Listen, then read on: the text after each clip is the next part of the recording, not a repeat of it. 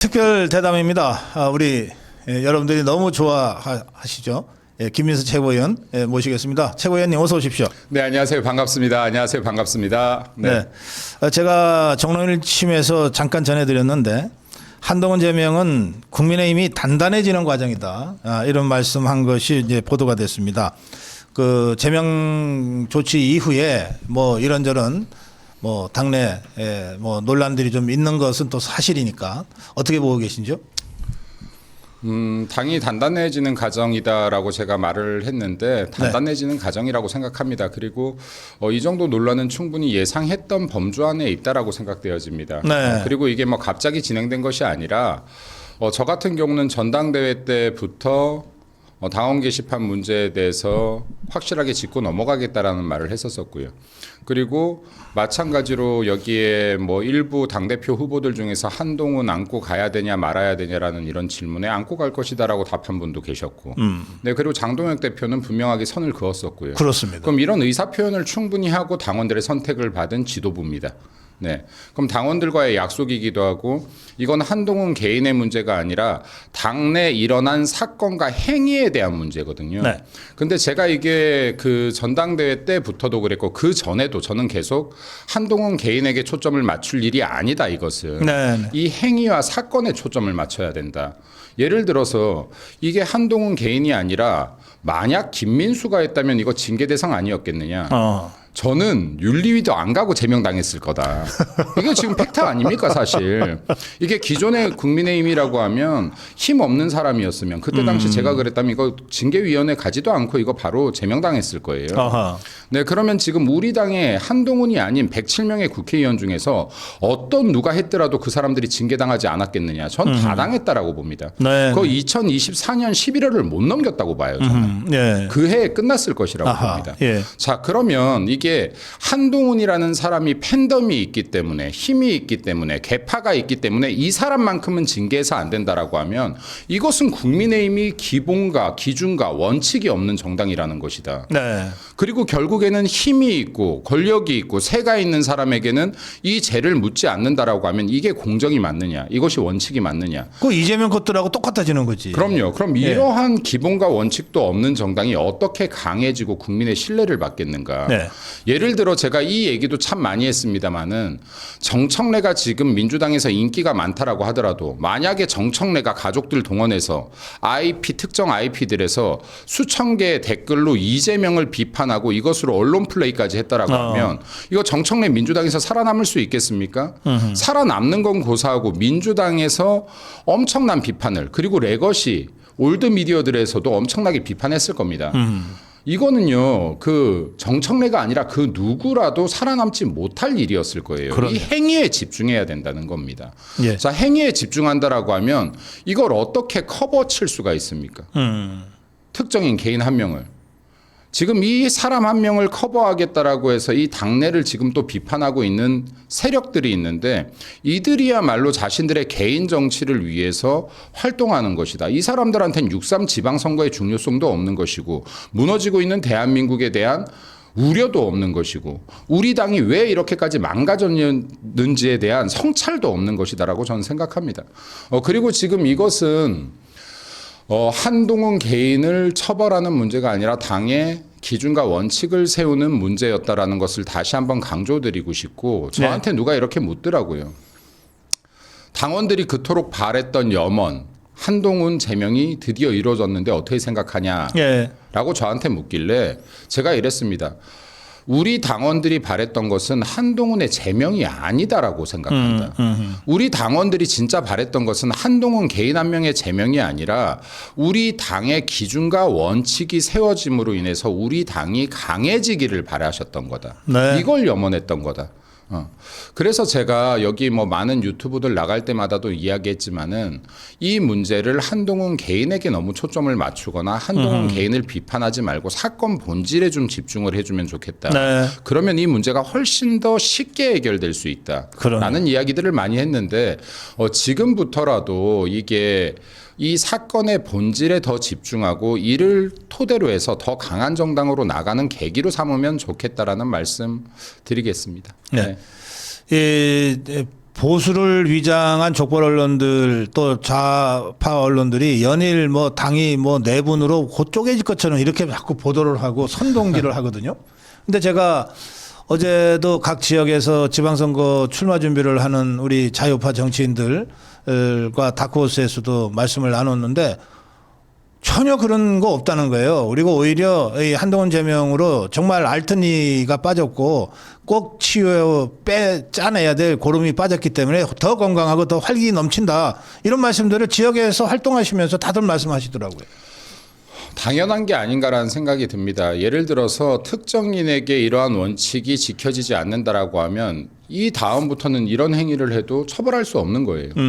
예를 들어서 제가 가족들 동원해서 우리 당 당대표를 비판하고 이걸로 여론 조성을 하든 아니면 우리가 차후에 우리 당에서 또 대통령을 배출했는데 네. 이와 같은 행위를 하든 이것에 대해서 비판할 수 없는 겁니다. 그렇죠. 네, 이것은 아무리 정치판이라고 해도 정치로 해결해서 안 되는 문제가 있는 것인데 계속해서 일부 중진들이나 레거시들은 왜 정치로 해결 안 하고 이렇게 해결을 하느냐라고 하는데요. 정치판이라고 해도 정치로 해결할 수 없는 문제들이 있는 거예요. 예를 들어서 지금 민주당 같은 경우에 김병기 같은 경우 왜 제명시킵니까? 정치로 해결하면 되지. 강서는 왜 정치로 해결하면 되지? 왜 제명시킵니까? 정치판이라고 해도 정치로 해결해서 안 되는 것이 있는 것이다. 네, 그러한 것들마저도 정치로 해결하려고 하면 이 당의 원칙과 기강이 다 무너진다라는 말씀을 드리고 싶고, 그리고 당내에 분열이 된다. 제명하기 전엔 분열 아니었습니까? 제명하기 전에도 분열이었어요. 제가 진짜 국민의힘을 비판하면 제가 국민의힘에 입당한 지 지금 만 7년, 횟수로 8년 차가 돼갑니다. 이 기간 동안에 우리 당원들이 뽑은 당대표가 단 한 번도 임기를 마치는 걸 못 봤어요. 당대표가 뽑혀도 그 반대 세력들이 이 사람 어떻게든 끌어내리려고 하는 거 아닙니까? 어떻게든 지금 이 선거를 이기게끔 하려는 것이 아니라 어떻게 하면 이 지도부가 실패할 수 있을지 연구하는 세력들이 항상 있어 왔다. 늘 분열이었잖아요. 제가 본 8년 동안 단결된 적 한 번도 없습니다. 자, 그리고 이 제명되기 전부터 그 일부 개파들 계속해서 처음부터 장동혁 지도부 처음부터 장동혁 대표 비판해왔던 거 아닙니까? 이거 근거 찾으려면 얼마든지 찾겠는데요. 예. 그 사람들은 이래도 비판했을 것, 저래도 비판했을 것, 저렇게 해도 비판할 것, 이렇게 해도 비판할 거 아닙니까?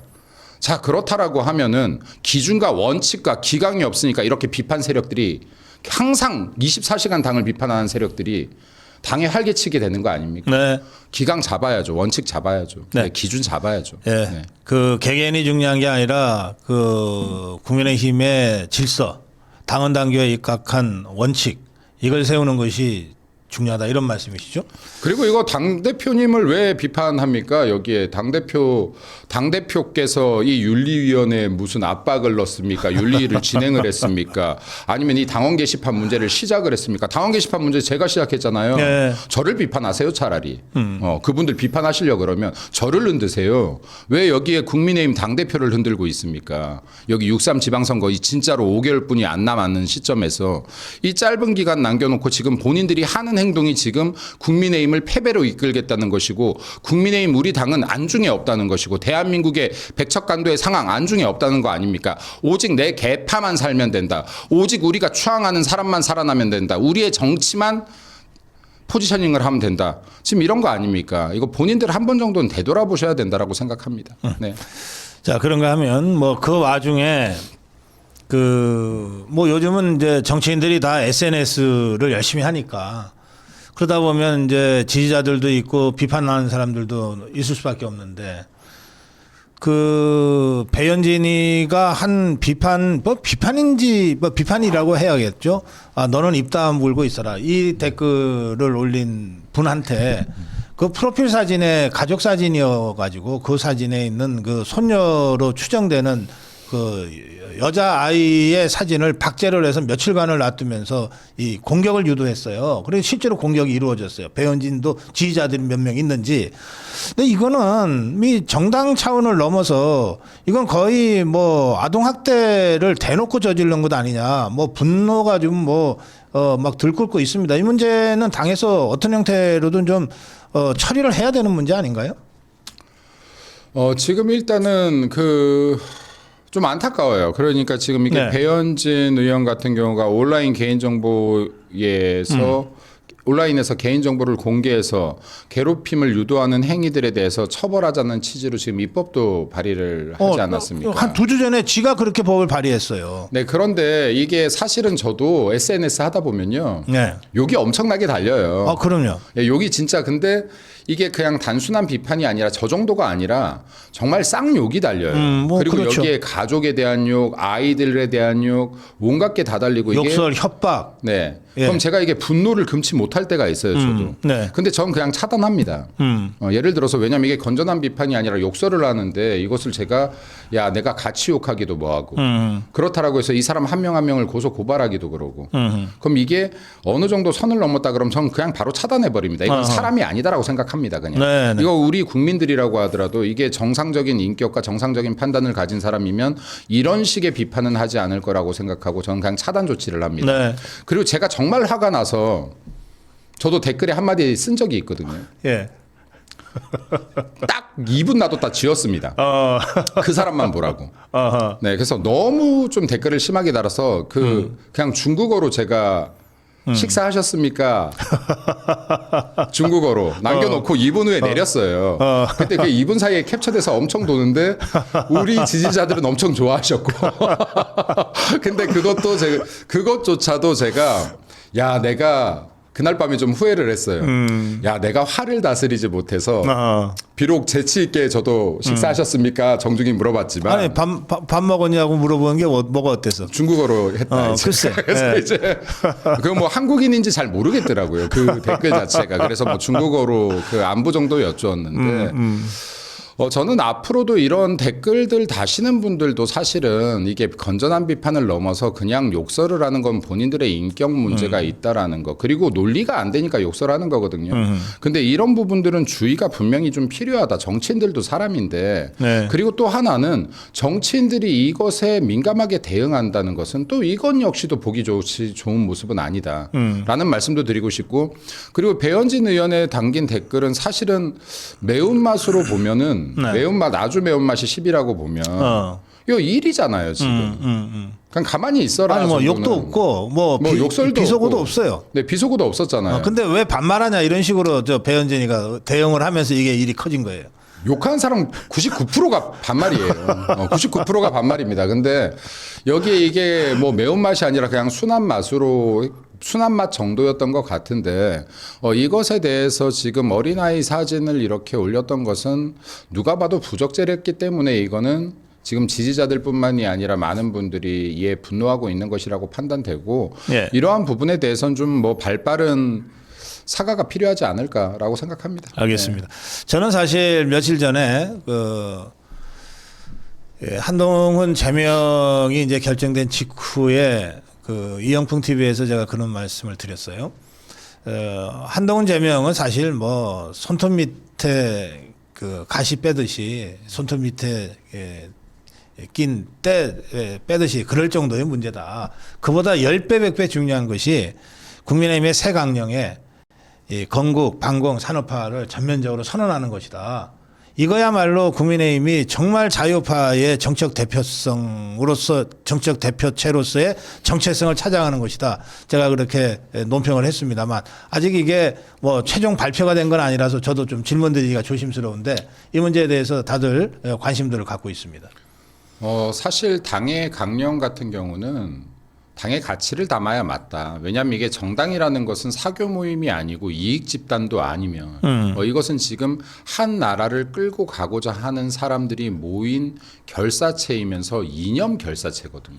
근데 이게 사실은 이런 이야기들도 많이 하잖아요. 당의 주인은 당원이다. 네, 당의 주인이 당원인 것도 당연하지만 어떻게 보면 당의 가치이기도 해야 됩니다. 네, 우리가 지금 이 당이 어떠한 방향을 추구하는지 명확한 가치를 가지고 있을 때야 이게 무엇인가를 판단할 때 판단 기준이 쓰는 것인데 네. 지금 우리 강령에는 지금 보수주의의 가치를 다 잃었다. 그리고 지금 보수주의라고 하는 것 자체도 사실은 보수 지지자분들이나 제가 강연하다 보면요.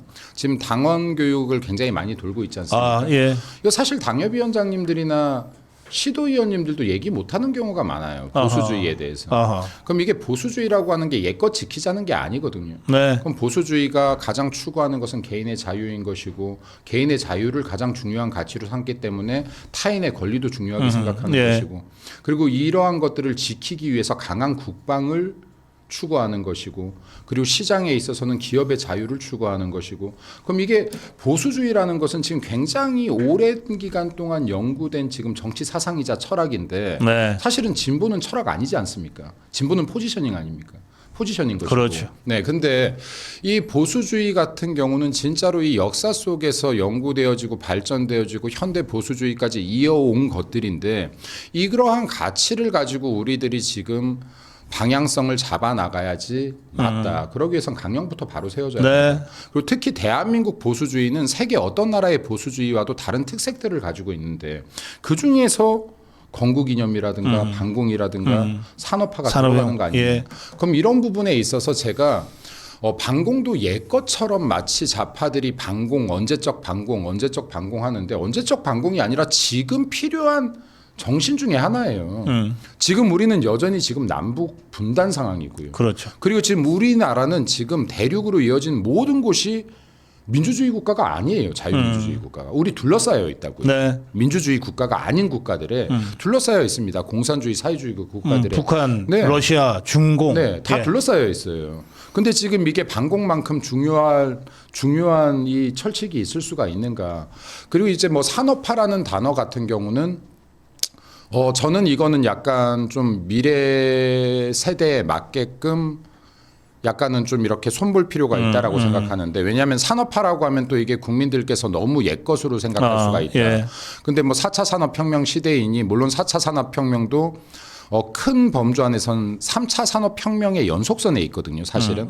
근데 지금 이런 것들이 산업화라는 표현으로 충분히 적합하지만 그럼에도 불구하고 미래를 좀 더 담을 수 있는 용어로의 변화가 필요하지 않을까 네. 이런 부분은 이라고 생각합니다. 그래서 이번에 강령을 바꾸게 된다라고 하면 저는 지금 이제 이러한 가치 플러스 미래에 대한 비전을 함께 담을 수 있으면 좋겠다라는 생각입니다. 네, 그렇죠. 이게 뭐 우리가 산업화라고 하지만 박정희 대통령 시대에 또 이승만 대통령과 박정희 대통령 시대 30년 동안 이루어진 것은 우리가 근대 국가로 바로 서는 과정이었기 때문에 근대화 혁명 네, 또는 맞습니다. 근현대화 혁명 네, 네. 예, 이렇게 표현하는 것이 더 우리 역사적 흐름을 잘 표현 아닐까 그런 생각이 드네요. 자, 마지막 질문인데요. 어제 그 세계로 교회 손영범 목사님이 6개월 징역형의 1년 집행유예로 일단 몸은 풀려났습니다. 바로 즉각 항소를 한다고 했고요. 그러나 이 풀려나는 과정에서 미국 목회자 10,000명의 서명도 있었고 그리고 당장 며칠 전에 벤스 부통령이 김민석이 불러다가도 손해범 목사 얘기를 구체적으로 했다 그러지 않습니까? 그러니까 전 세계가 주목했던 종교 탄압의 이 당사자 주인공이었던 손해범 목사님이 일단 몸이 풀려난 부분에 대해서 우리 자유파 국민들이 정말 기쁘게 생각하고 또 이후에 이어질 법정 투쟁 또 이후에 그 손해범 목사님이 해나갈 우리 자유파 활동에 대해서도 또 함께 해야 된다는 각오를 다지고 있습니다.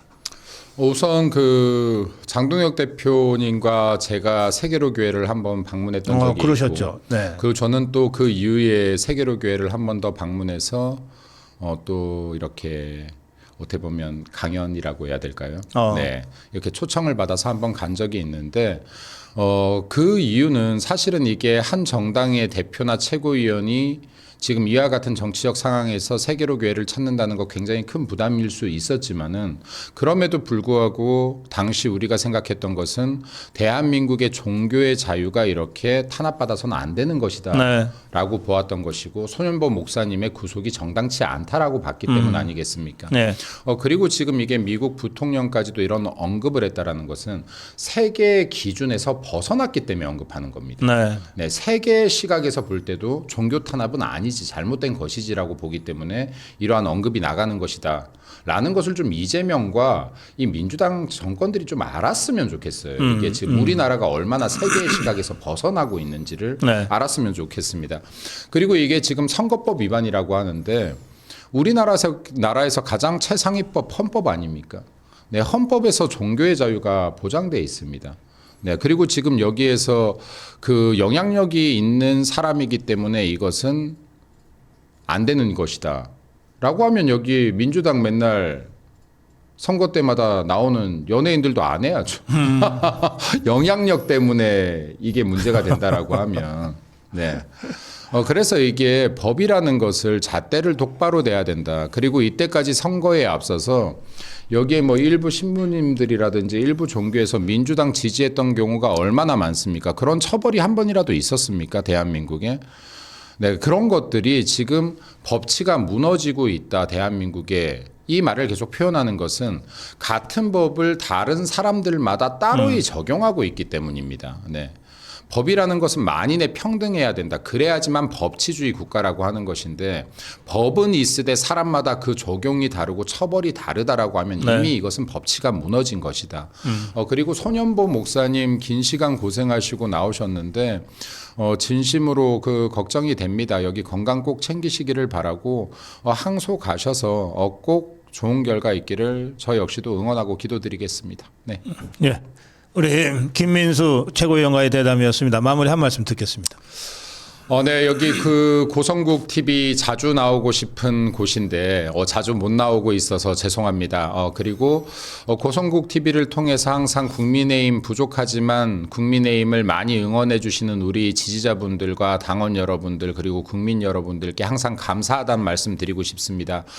이번에 국민의힘이 큰 사건이 하나 있었고 이로 인해서 또 당내 분열을 획책하는 세력들이 있다라고 판단됩니다. 이 과정에서 당원 여러분들도 지지자 여러분들도 국민 여러분들도 어떤 사람들이 진짜 당을 위하고 대한민국을 걱정하는 사람인지 충분히 식별하고 계실 거라고 생각합니다. 이 식별된 정보들을 부디 긴 시간 가슴속에 기억해 주시기를 바란다는 말씀 드리고 싶고 제가 좀 시간이 있으면 두 가지 정도 좀 당부드리고 싶은 네, 게 그러시죠. 있습니다. 예. 첫 번째는 제가 이틀 전에 징계일에 바로 페이스북에 올렸었는데 공식적으로 우리 당이 배가 운동을 한 적은 없지만 저희들이 비공식적으로 작년 11월 정도에 당원 배가 운동을 시작했고 한 달 남짓한 짧은 시간에 여러분들의 힘으로 120만 당원에 이르렀습니다. 네. 제가 지금 이틀 전에 올렸던 것은 제2차 당원 배가 운동을 시작합시다라는 거였는데 여러분들께서 제2차 당원 배가 운동을 시작해 주십시오. 한 달이 지나고 두 달이 지났을 때 국민의힘 당원이 120만이 아니라 150만으로 늘었더라라고 하면 지금의 이 소동은 자연히 사그라들어 갑니다. 네. 장동혁 대표 체제가 맞았구나. 김민수의 주장이 맞았구나. 그러니 당원들이 더 모이고 있구나. 이 논란은 자연히 사라질 겁니다.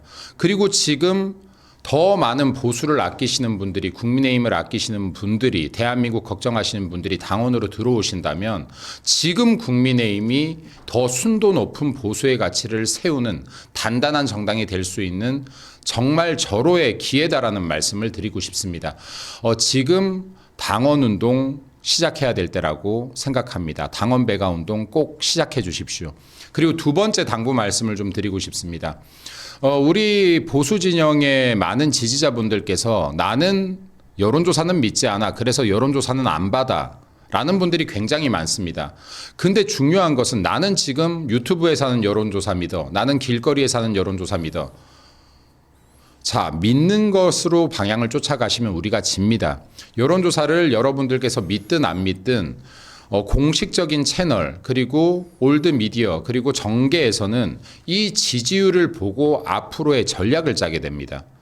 그렇기 때문에 여러분들께서 여기에 참여하셔야지만 장동혁 대표를 지켜주는 길입니다. 예를 들어서 모르는 번호 02 주로 02로 오는데 간혹 070으로 올 때가 있습니다.